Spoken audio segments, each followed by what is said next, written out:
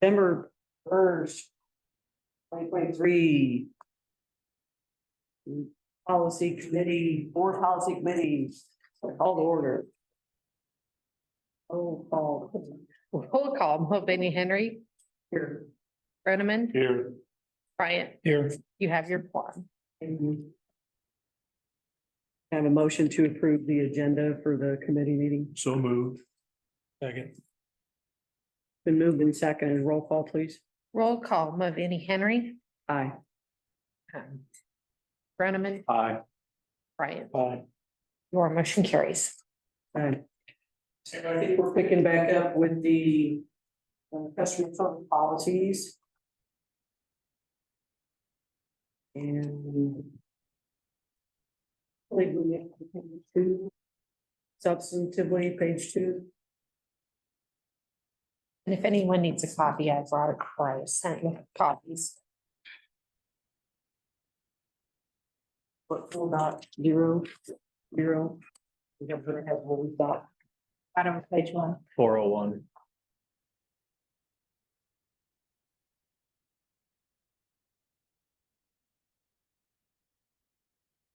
Okay. So, and honestly, I can't remember if I said this last time or not, so forgive me if I did, but one of the things that I think would make this policy document easier for folks to deal with is to put a definitional section at the top. I know we have definitions throughout. I know we have definitions in the fee schedule. And when we're using those definitions in here, just sort of like, it makes sense to. Yep. Are you envisioning it being for this section or one at the beginning of the policies? Or that will cover all the policies? I guess to the extent that we have, there are very specific definitions in this policy that apply to this policy. I suppose they could cross-reference over in other policies, but I don't know, so I just throw that out for discussion. I don't think it hurts to have definitions, at least. Maybe at least for the acronyms. Because I'm sure that there are going to be some that we're going to find in here just to make sure that everybody is I on. think it makes sense to have definitions at the beginning. Know where they're at, find them, Go back to reference them. go back to reference them if you get a little deeper into the policy. I would think if we're looking at that to keep consistency with all of our policies, because they follow the same pattern, would be to look at all the policies that we have, not just the customer service, but across the board. If we're going to add definitions, because we're talking about the same terms as well. Mhm.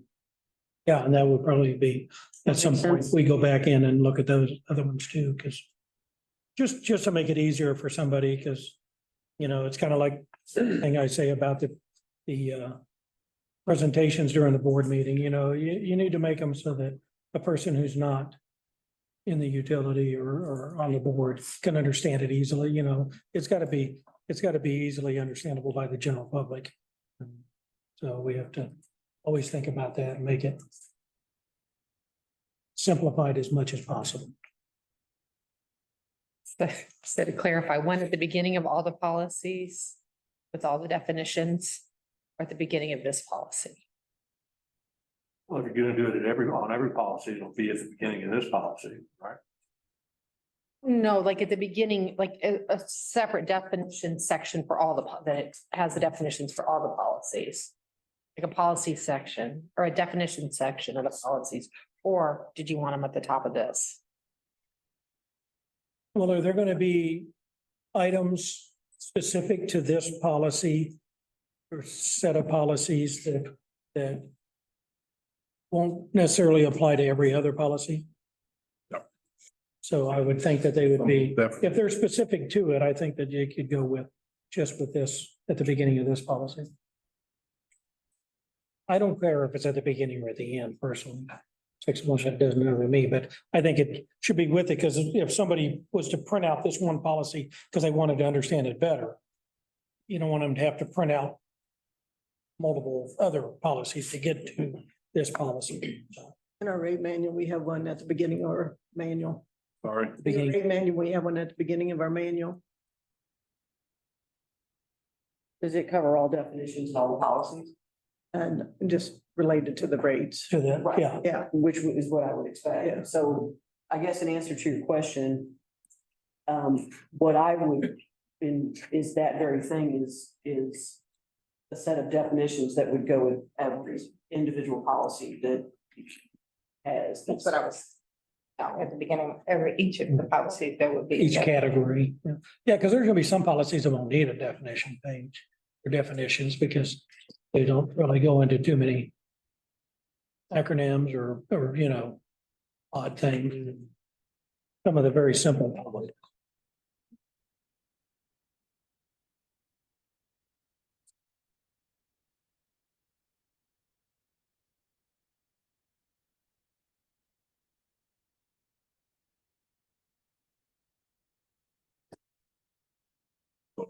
So just so I'm clear, every policy will have a definition section at the beginning, If needed, at the policy, if needed, if needed. okay, but there's not an overarching definition discussion for electric service, water service, board policies, because, I mean, now you're talking about a whole different set of policies, definitions that don't apply to all policies, and it can be I would say quite confusing. each policy should have its own I definition. agree. Yeah, yeah, specific to that policy. I agree. Yeah. A lot of them will be the same, some of them will be Right, specific to that. yep, Policy. okay.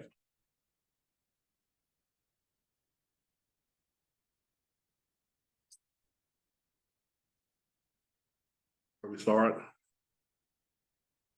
I think we left off as 401. And weren't we discussing sort of the overarching deposit Yeah, issue? and you know, looking at the KC version, they also discuss in there the use of a credit check.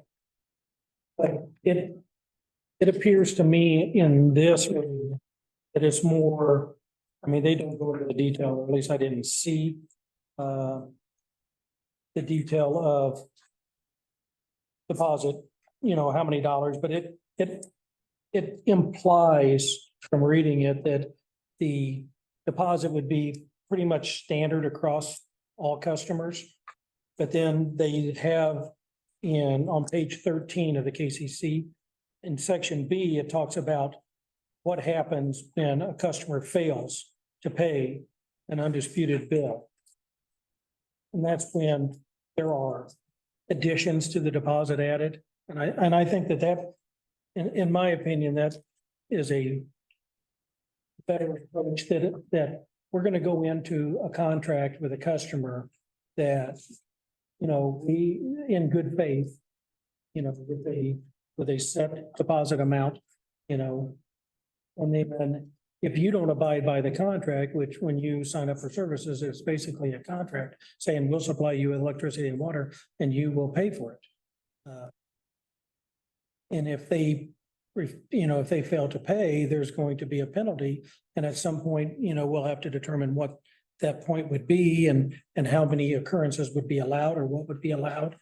That, you know, it may be, and this is not for real, this is just numbers I'm throwing out, say $250 deposit for a new customer. But if you fall in arrears and whatever, like on this one talks like 3 months, to get your power back on, you're gonna have to pay an additional $150, you know, because now you're a credit, you know, now you're a risk, or an increased risk. And then if it happens again at a 3-month period, another $200, you know. So under this policy, under this schedule, deposit schedule, the A is no deposit. So everybody that signs up, you're saying that everybody that signed for EP, should say residential, would sign up would pay 0. And then if they have, hang on. Well, that's on this, So we've already shifted more towards what Jeff said.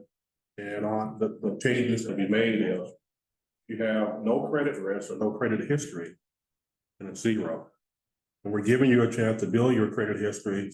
Then if you start becoming a bad paying customer, can't keep up with your bills, then that would be reevaluated in a deposit will be required later.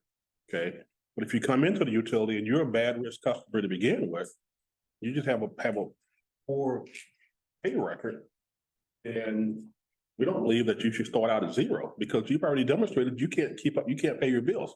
You may have past due bills that you didn't pay at BPU. Your credit rating is it's unlike anything else we've seen. So why give you that knowing that there's a 99% possibility you're gonna be in poor standing with BPU again? So there should be some sliding scale based on that credit rating. We define a limited liability risk. We can define that. I mean, that's, I mean, it's gotta be defined by a credit score number. I mean, if that's what we're using. That comes from the company that we do our credit through.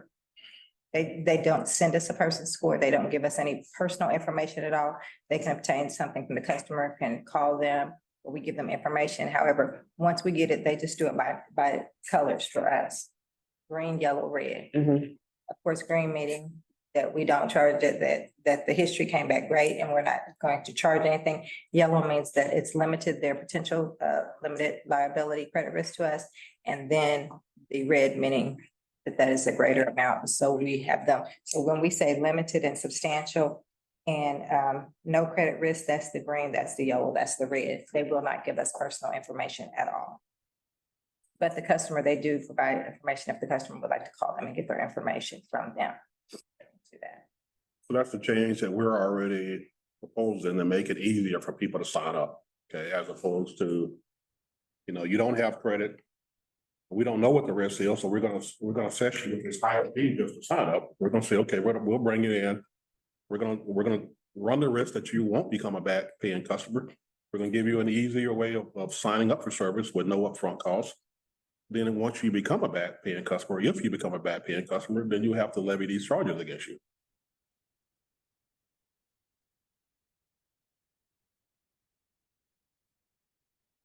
And 40 KCC standards, those are just basically standards, okay? It's not the policies that Evergy have or anybody that's regulated. They still have their own separate customer service policies. And they have to be in compliance with whatever the KCC says, if they're a regulated utility. And we certainly look at KCC documents, we look at other utility policies and marry those up against ours every time we're looking at any policy or proposing any changes. I still feel like, in a way, this comes across as a poor tax, there's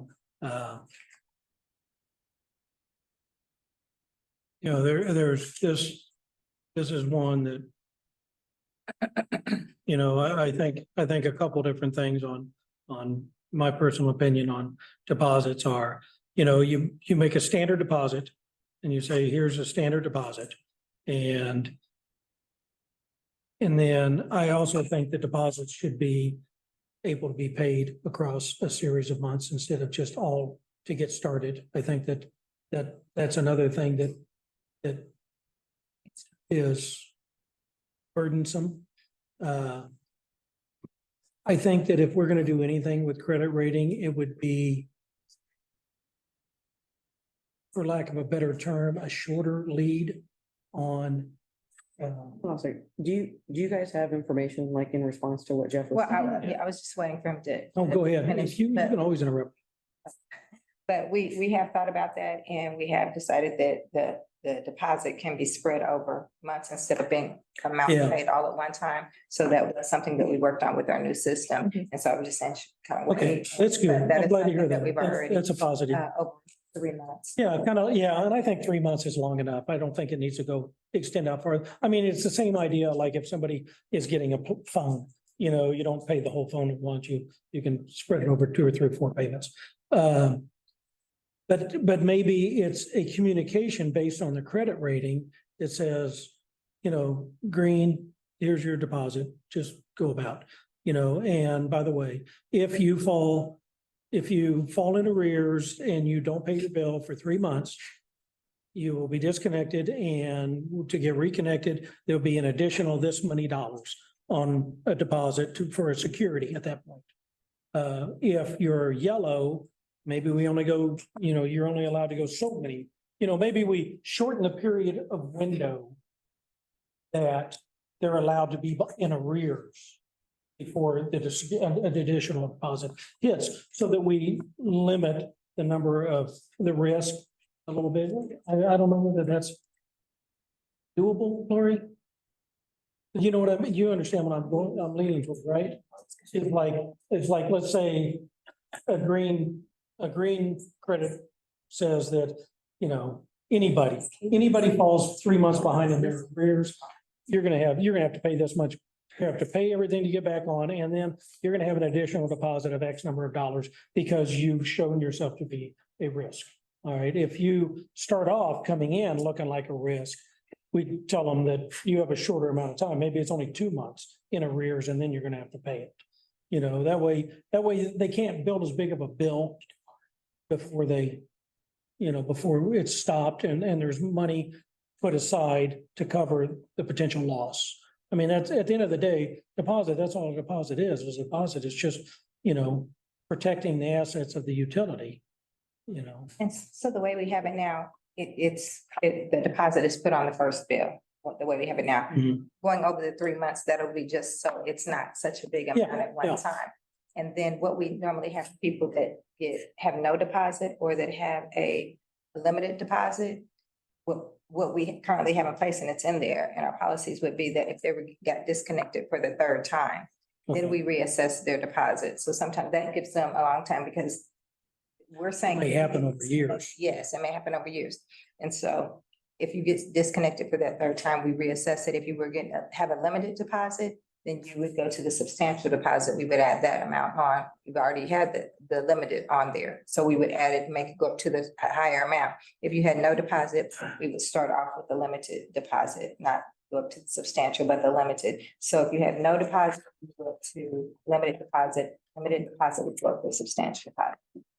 So what do you guys think about the idea that we have standard deposit, and then if you're a green customer 3 times, and then you have to pay an additional deposit, 3 times shutoffs. If you're a yellow customer 2 times and you get it. If you're a red customer 1 time, then you have to pay that extra because of the credit risk. Yes, and what we have is the substantial deposit. There's nothing above that we take into. If they are substantial deposit and we've already assessed that from the beginning, it doesn't move. Well, I know, but what I'm saying is if we start at a lower deposit, we assume good faith on all new customers.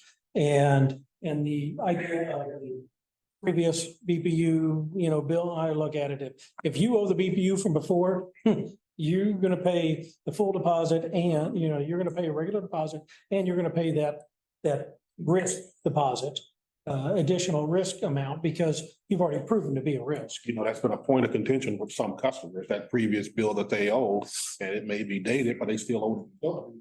And we're still trying to collect on it. Exactly, and I think that we have the right to do that. I mean, I agree. if you build a bill, you owe a bill. But what I'm thinking is that, we have just a standard You're deposit. talking about new customers with no credit history, Just a new customer coming into the utility. If no credit history with BP. no past account history with the BPU, bad account history with the BPU. Let's just put bad. And that's 0 already. What's that? It's 0 based on what we have here. Right. Okay. I don't know. I mean, the problem is gonna be that then you're gonna apply a security deposit to somebody who has a green. But maybe that's more fair. I'm just trying to make this, I'm taking the feedback that I'm getting from people that I hear in my part of the community. That's one of the big things is that, and part of it, spreading out deposit across multiple months will be helpful, but there's so many of that, look, I gotta pay this huge amount just to get utilities with And that's the. why we're spreading out. So part of the recommendation here is taking the feedback we've gotten from all of the utility assistance agencies and the conversation they're having with the public too, on making it easier for us to onboard customers with no credit history and do some other things to kind of make it easier for people in terms of enrolling them as customers in your utility. So I don't know that we ever got the readout from the. I'm sorry. I don't know that we ever got the readout from the meeting you guys had with all the nonprofits, so. Well, I had everybody come and update you with what was said. So do you want a written copy of that? Or, I mean, we spent time at a board meeting going through all. I don't know. I don't think that we're gonna solve this part right here. So Well, I think if we're gonna extend, if we're gonna be able to pay deposit over a period of months, that has to be reflected in the policy. Yeah. Well, and that, Well, and then the other thing too is, Jeanette, if we're gonna go what Jeff has suggested. You know, how automated is that? And then how much actual manual work does that keep? It's gonna take to keep up with. I think I'm trying to get clarification on what Jeff is Okay. suggesting, because what I think I'm hearing you say is all new customers that are coming into the utility that don't have a previous credit history. You said something about a standard deposit, so I'm trying to figure out what that means. Because we do run the soft credit check to find out where they should fall. Are you saying that? That's what I'm trying to find out, because you keep saying standard. And so I'm trying to understand what you're asking. Are you, I thought is that everybody pays. I heard three things. you're saying you don't run a credit history for a new customer coming? Oh, I'm saying that you can, but here's what I'm saying is that let's say I've just moved into Wyandotte County and I want to open up and I have no history with you. I'm just throwing numbers out there. These numbers aren't necessarily numbers that we're going to use. $150 deposit. Doesn't matter what my credit history. Now you're going to run my credit report because you need to know, am I a green, yellow, or red? And at that point, you're going to tell me everybody pays $150 deposit. You can spread that over 3 months. So it's $50 a month to pay your deposit. You can add it to your bill, blah, blah, blah. By the way, your credit came up green, which means that if there's an additional $250 security deposit needed for risk accounts. So if you were shut off for non-payment 3 times, you're going to get that applied. If you're yellow or red, you may be told, by the way, there's a $250 risk deposit that's applied if you're shut off 2 times. You know, maybe, that's why I say it's not such a long lead on those that are more at risk so that they can't build up as big of a loss. I don't know, or we just leave it at the 3 and just tell people that, look, if you get shut off 2 times in a year or 3 times in a 2-year period, you know, or I guess math wouldn't work out on that, but you know, something we put in parameters that say, we are moving into this contract with you under good faith that you're going to make your payment. Everybody has $150 deposit, 3 months, $50 a month. That money will come back to you after, you know, blah, blah, blah. And if you hit 3 times, there's going to be an additional X number of dollars that you're going to have to pay on top of your past due bill to get services back on because you are now a credit risk to the utility. That's what I heard before. Yes. 3 or 4 scenarios from no risk to red, yellow, green, depending on that risk. And then depending on where you are, if you get disconnected after 3 times, after 2 times, those are all moving targets. Okay, so then let's just go So with one target and just, yeah. Let me ask this. My question is, can the system be automated to keep track of all of that traffic? So that we're not having customer service sitting there manually keeping up with all of this and spending their whole day, whole week trying to move people in and out based on credit history, based on disconnects, applying policies, deposits and things like that. So. Well, how do we know about the 3 disconnects now? Okay, so why don't we just go make it simple and say, here's the base deposit for a new customer. If you get disconnected 3 times. Okay. Because of failure to pay, this is the additional security deposit that'll be required. You know, just have 2 numbers. It's either you're at the low end or you're at the high end. There's no in betweens. And it's all based, the high end is based on you not fulfilling your portion of the contract. So I understand what I think Bill is saying is that and what we need to do if we're gonna add things on like that, which that report doesn't do, it's a report and somebody manually has to look at it and they're gonna make changes, they would have to sit there and make the changes. I think what Bill is asking is that if we build something like this, then the system would see that there had been 3 disconnects. The system would add in that amount automatically Correct. and generate the new amount that the customer would have to pay to get turned on because it added that back in. Now, we haven't tested our system to see if anything like that will work. I don't know. It's just because we haven't talked about it. No, but I mean. We haven't talked about it. I think that it's, I mean, But the other thing I understand you saying is that if we run someone's credit history and they come back as not a credit risk and a good paying customer, we're still going to enforce $150 yes, deposit on that. yes. I don't agree with them. Well, this is gonna be a board. I just want to make sure that I understood. I want to understand. I mean, Yes, what were you saying? Is that make it fair for all customers? Make it, when you're walking in the door, make it fair for all customers. And then guess what? Stop running the credit reports. Then you don't have to. Then it's, this is how much it costs to have a deposit for the utility. And then if you fail to abide by the contract of the, you know, payment, then you're gonna get this It should always penalty. be based on Increase. this. That credit report should dictate whatever those fees are.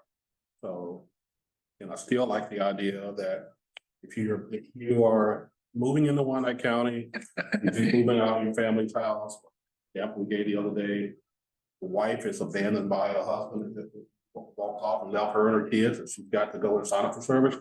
Those are hardship cases that have the last of this. And if we offer them no credit, no deposit based on not having credit, that'll help them at least establish an account, and then we can then determine what those deposits are based on their payment history. I still like easing people into the utility that way. Kid just graduated from college, moving out, comes in, trying to move into an apartment. He's trying to get his credit established, maybe, or she. So I do like being able to help them establish credit that way. But then if they run into problems, okay, now you get disconnected 2 or 3 times. Now you got to pay this level of deposit to get reconnected. I like that approach. That is Evergy's approach.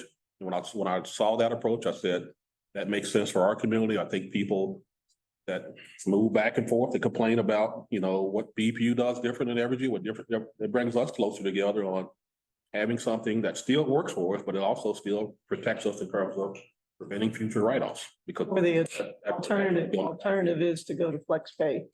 Be able to. or FlexPay. FlexPay would always be an option, so. Yeah, well, what about no deposit and your deposit hits you when you fail to abide by the contract? That's what he's talking. No deposit for anybody That's coming what- in. that's Well, what unless I'm saying. you're just a bad credit. I mean, if you got the worst credit history at all, I mean, why straddle the BPU with that type of risk? Because you're almost 2 months before you can disconnect somebody. And then, I know, I'm just, this is what I've heard from not just one, a lot of people, which is basically, I don't know how many of them have said, this is basically just a poor tax. Because the people who have bad credit usually just are struggling to make their payments, their bills, and that's why they're credit, because they don't have enough money to build their credit up. And now they're being dinged with excessive deposit on top of, you know, the fact that they probably are living in a house that's not as well insulated, so therefore they're gonna have higher utility bills. You know, it's just, we have to find a way to help our customers, you know, be customers for the utility, be good customers for the utility. I don't want I think to add on risk, but I also want us to be fair across the board. so, you know, I think Janetta's group deals with this. Well, I know they do. I think they deal with this every day far greater than everybody else in the room all together, okay? So, I mean, I learn things more about, when I hear from a board member about, you look into this customer things, okay? And the more I dig into things and the questions that come through my office directly from customers, gives me a greater appreciation for what they're dealing with every day. I mean, and we know that this community struggles, okay? That's why we're talking about making the changes, reducing the amount of deposits down to a lower level for everybody, but also trying to come up with something that helps people establish credit. Now, again, I don't like giving somebody zero deposit if they have a bad credit history, okay? And how do you determine what they've got a bad credit history? I mean, somebody that comes in under this is just said, this is basically no credit risk or no credit history. So if we're talking about, Or limited, so we can change the term to make it read better, so limited liability risk would be, we can change that to something with substantial liability. We can change that there. but under this, if I come in and I have no credit history with no previous Right. account with the BPU, if I'm a student just trying to get started, I'm move in. Right. I get zero. Under this recommend. Under this, I would be zero. Right. And then if I miss payments, I was shut off, Right. then I would go to a limited liability. And if I continued to miss and pay Right. $150 deposit, and if I continued to have It's gonna shut offs, Right. then I'd go to the substantial risk. Yeah, because your risk is growing for the utility. So that would be for somebody that has no history with the BPU, a new account, Right. right, getting set up. Right. So that's that. Now, somebody that has a history with the BPU and has had a bad history with the BPU, maybe still owes the BPU money. Is that what we're? Yeah, that could be one, or they could have no history, but they still just have a bad credit history. Say somebody moved in from Missouri, never lived in Wyandotte County. They go in, we do the credit check, they have a bad credit, so we gotta place them somewhere, in terms of deposit, so. That's, I think that's where we get, where the rub comes. Right. Is that Jeff is thinking that even if they got a bad credit history from Missouri or wherever, when they if they're moving here and just starting off, he's already said that if they've got old BPU money or whatever, the BPU, then they're out. But somebody moving in to our community with no Previous. history with the BPU, they would all start out at the same as with somebody else, regardless of. If that's where the board is, we can certainly do that. But what we'll come back and do is try to give you some information later as to, okay, now are we looking at more write-offs, more, I mean, because Yeah. that's the fear, okay? It's when you remove that protection, at least having some deposits, so you can at least hold that deposit if they walk away and leave us high and dry. Okay, well, if you have somebody who comes in who has no credit history whatsoever, they are just as much of a risk as a person who has bad credit history. I'm sorry, but I walk in the door, I'm a student, I just got my first apartment. I raise it up, oh, whoa, that's too much. You know what? I'm just gonna change apartment. I'm just gonna move somewhere else. Right. I'm just telling you, it'll happen.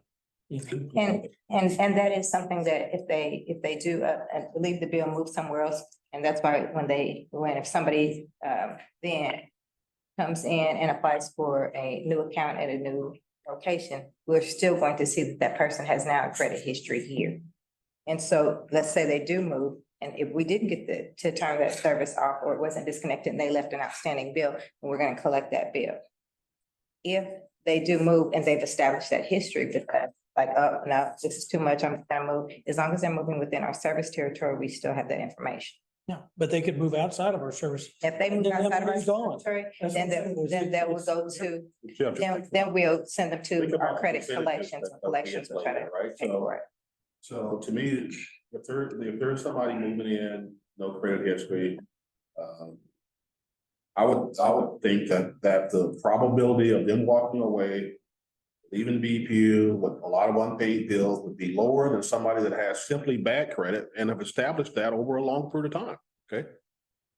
Okay, so Jeff, I want to make sure that I think if I understood what you were proposing earlier and sort of about right back to this issue of either no credit history or no credit risk. Everybody has, you have a credit score of 820, right? You walk in, you get an automatic $150 deposit. Is that what you were proposing? And I don't, I don't know. I'm just saying that, like, just out of the I'm gate, saying that, I'm everybody- saying that either everybody pays a deposit or nobody pays a deposit, but to shoulder certain people with a deposit and not others. That's assuming from the beginning that you're not gonna be a good customer. I mean, the message that we're sending to our customers. So would it help if we go back under no credit history, say $100 deposit for that group? And then as the. Or make it 50, I mean, 50 or yeah. whatever. So as the risk grows, the amount of deposit grows. well, I think that, I personally think that your risk grows when you show your failure to abide by the contract. And maybe if we have a smaller deposit to come in the door, then there's not such a long lead. It's like, hey, if you're late on your bill and everything, there's another $50 you have to pay in deposit. And every time that you fail to pay, it's $50 more deposit up to a certain. So we have late fees, not deposits for that. So, you know, Yeah, we'll get to our late fees too, though.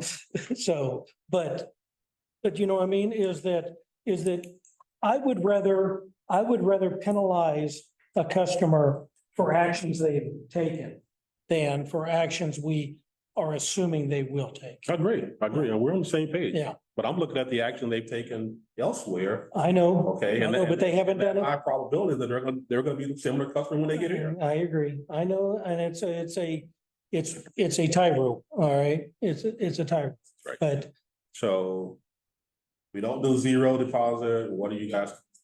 We gotta move on to. well, I think that's a different conversation, but I wanted to get it teed up, and I think that that's something you guys can come back and say, okay, well, this is the way that we could do it, you know, but I mean, We'll take I it hope back. you guys, yeah, understand what I'm trying to get to. It's just the, you know, we've done some good things over the years at the BPU, and things are getting better with the customer base, but there's still I agree. room to improve. And I think that this is an area that has long, you know, it just, the environment has changed in our community for years, especially the last 3 to 5 years. Jeff, I hope you see that we're sensitive to that. We are trying to make some. I know, I noticed that they've gone down, and I am appreciative of that. Sorry. I'm just trying to think of a way that makes it fair to every single new customer. Good. All right. Right back up to us. Thank you for teasing me on that.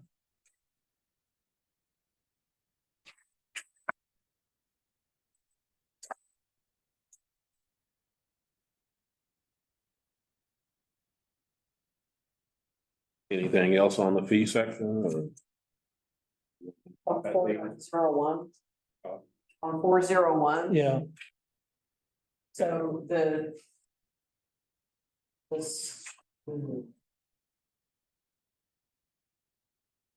So there's a new section there, residential applicants must provide valid driver's license. I know it's part of it is moved from another section, right?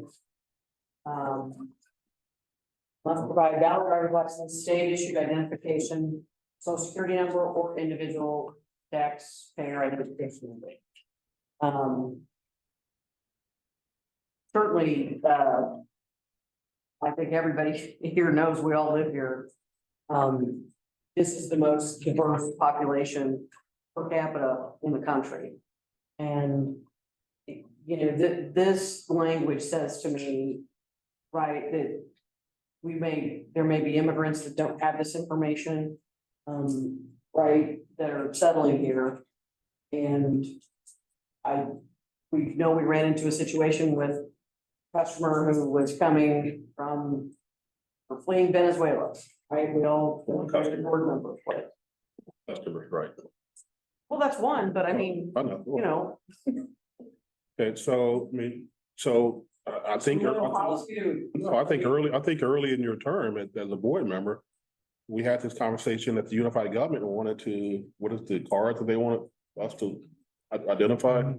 The community identification card. Identification card. We said, okay, we will accept that as a form of identification, but we still can't say that that's gonna replace all the other things because there's no tracking ability to go back and collect. What about a passport number? Because that used to be in here. Okay, well, I mean, you know, if you got things you want, but Well, under that second paragraph, it's almost all red. 4.01.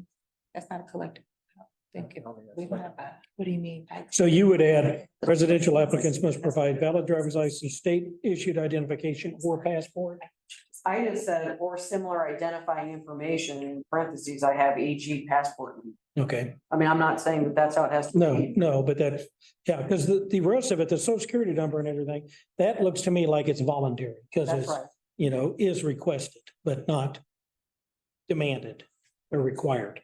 So. Yeah, okay, so what do you want to add, Rose? I'll just. I wouldn't intending to minimize that. It's just, I was thinking you were wanting to take something out and then. But if you want to add to No, those. add. Okay, all right, okay, my mistake. All good. Can you run? I'm sorry, that's what you meant. You meant to use the passport number in place of the social? No, You just meant to take the passport as ID? yes. Yes, that is in here. What section? That is in 4.01. Because this. Does Rob have it up there? I didn't see it before one.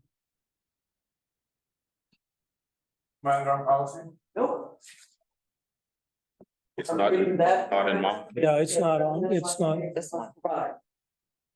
Different one is old. Okay, never mind. I have a different one. Because we can't take military IDs. Yeah, we took military ID out. This is a federal crime, to take a photocopy of military ID. Got it. So do state or federal approved? Because their passport would be approved by the federal. Federal issued identification. But not to include military identification. The military ID would be a federal ID too, so you have to. That's, I think, yeah, but not to. Okay. Except military. Right.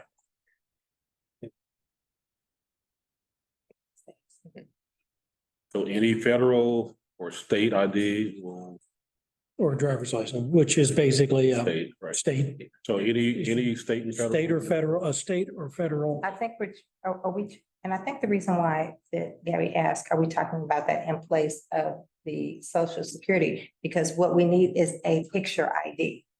And so if we can use it, if we could use that as a picture ID Yeah, and, But you. But it has to be- Got picture identification is required. yeah, We didn't take that. because the ones that we had in there were have pictures. had pictures and Well, so. passport would too, a federal. I'm saying it. So you just want to, for state issued identification. Mhm.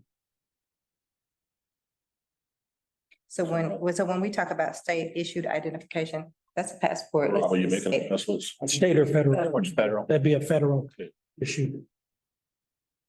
It's added federal. So the service fee, which now is $75, that's in addition to the residential deposit. Is there any way to change for us? No policy. Yes, Tom, yes. Boris. And what is the service fee? What does it go for? What's the purpose of that fee? Then I'll go ahead. Well, the $75 fee is that when we set up an account, a person has to come in, we have to take all the information, we have to run their information, and we actually have to set up an account. So that's the service fee of setting up a new account. Does it cost us? Doing business. And Yeah, it's that's what I also, was Establishing. yeah, it's establishing. Establishing the business, but establishing the. Okay, so all the those service things. fee, or is it really an initial service connection fee? Or It's not a connection fee, and the reason why we took that out years ago was people would say, the service is already connected here. Because it may have been they're moving somewhere where there's a revert to landlord, so the lights are already on, or things like that, and so it's actually not to connect them, it's for them to establish an account with us. Or to transfer us to whatever account that they're having, they're establishing an account with the utility. What's that the cost to do that? I don't,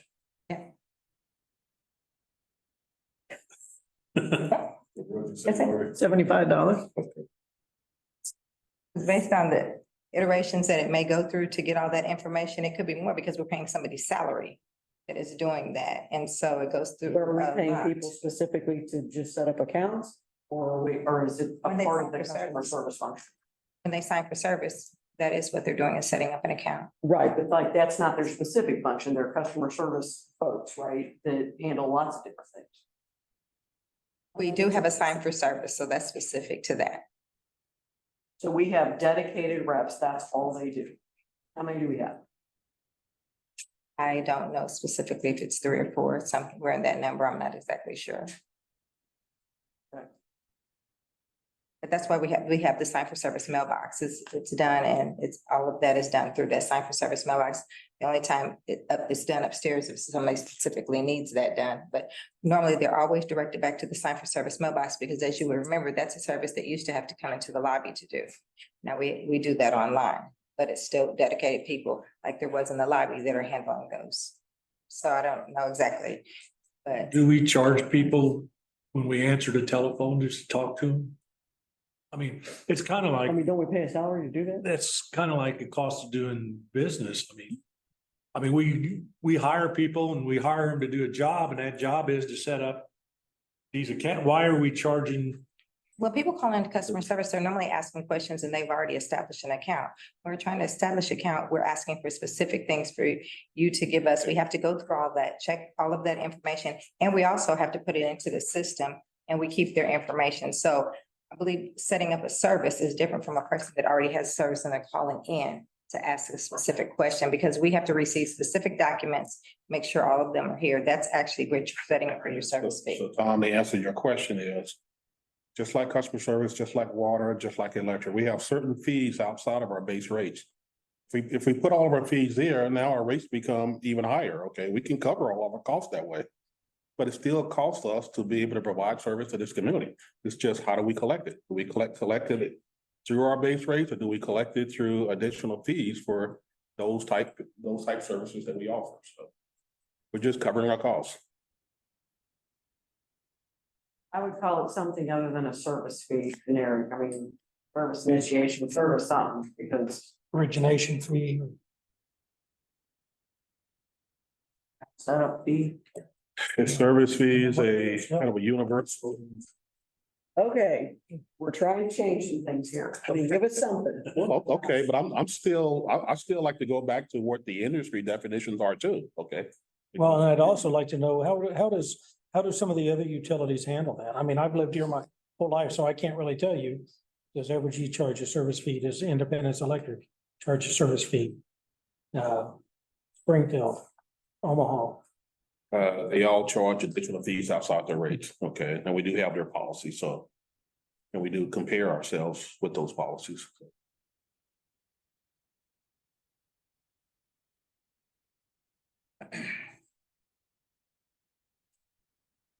I don't have their policy to say here it is, I can certainly And follow. go back through some of them and see if there's a different name that is assigned to that fee.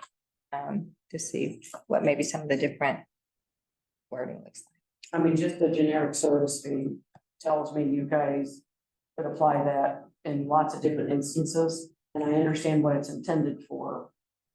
But just calling it service fee doesn't. So you want the fact that they are getting an account to have somewhere I that. mean, it's in there, essentially to set up an service fee. account, right?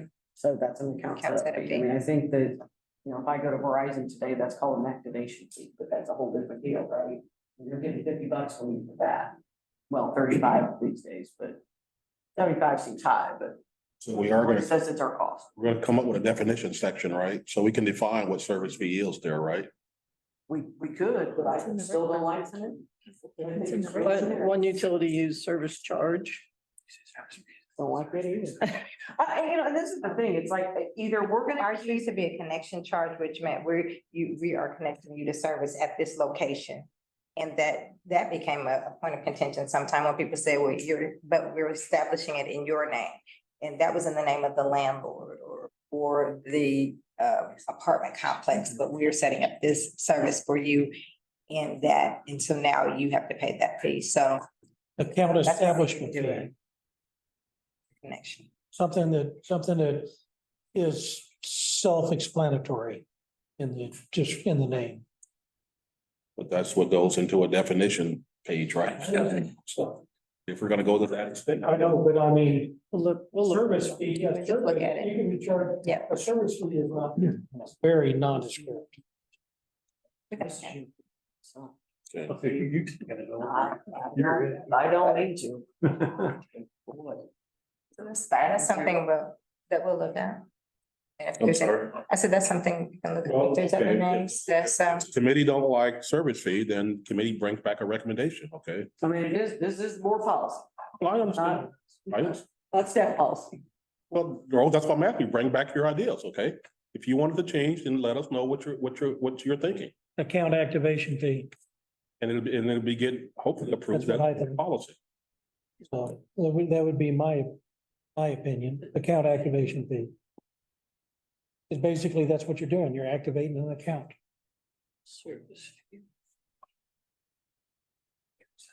and I think you said account setup fee, so. Yeah, for example.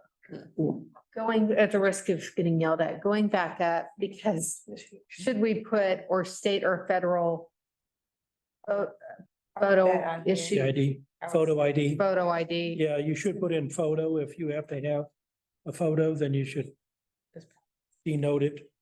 So that there's no question later, somebody goes, it didn't say I have to. have a photo." Right, Yeah, I've got yes, my badge. yeah. State or federal picture ID is required. Instead of not to include, could you add the word excluding? Military ID? Application.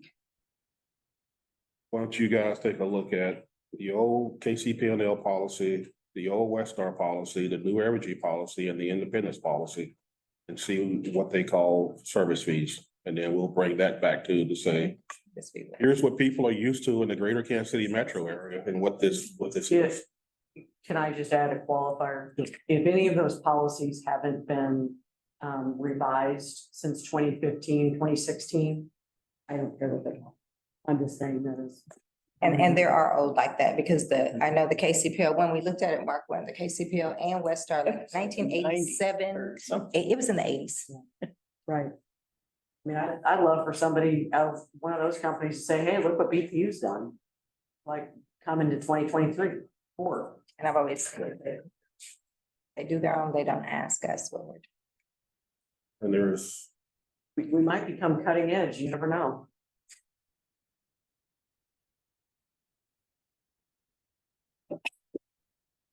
Okay, so moving past that, is there anything else in 4.01 that we need to discuss?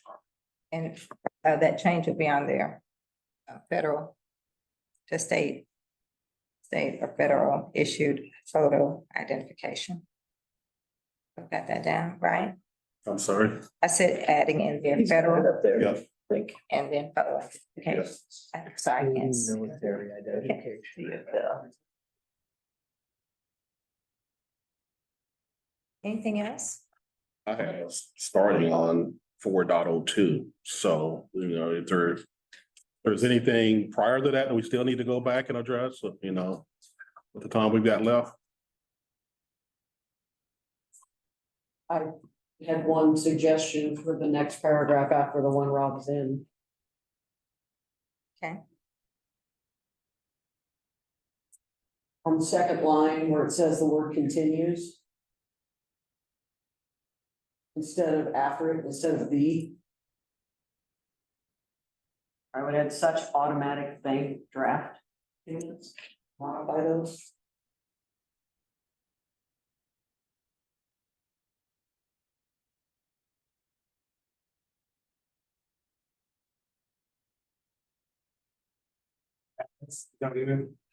Such automatic bank draft.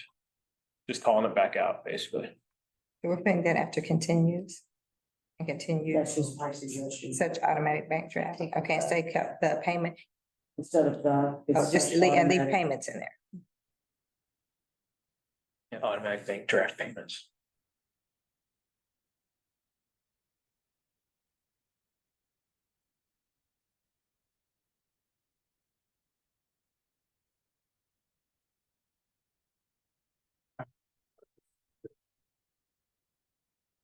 Is there anything else in 4.01? We done?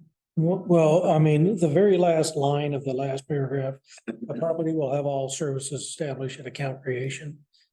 I know what you're getting at. Is that the best way to word that?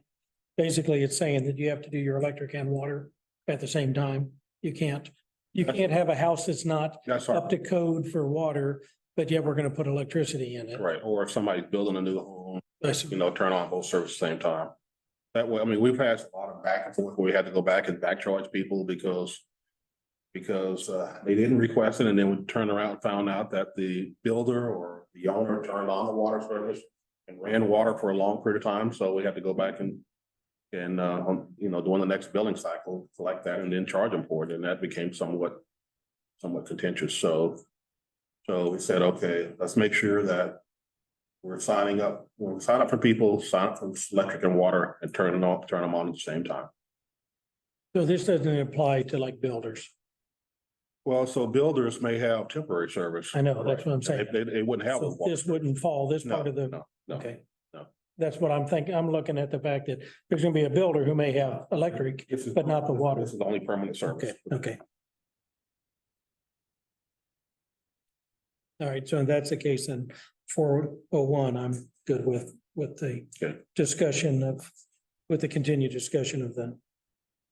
Is 4.01, is that where we'll add language about spreading the deposit, or will that be another place? Probably in 5. Okay. Under the actual deposit. Yeah. Yeah.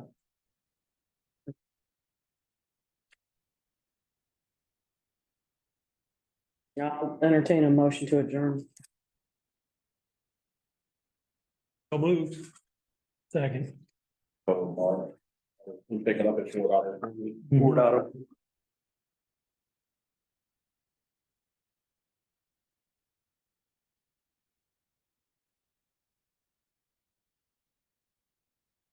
Moved and seconded.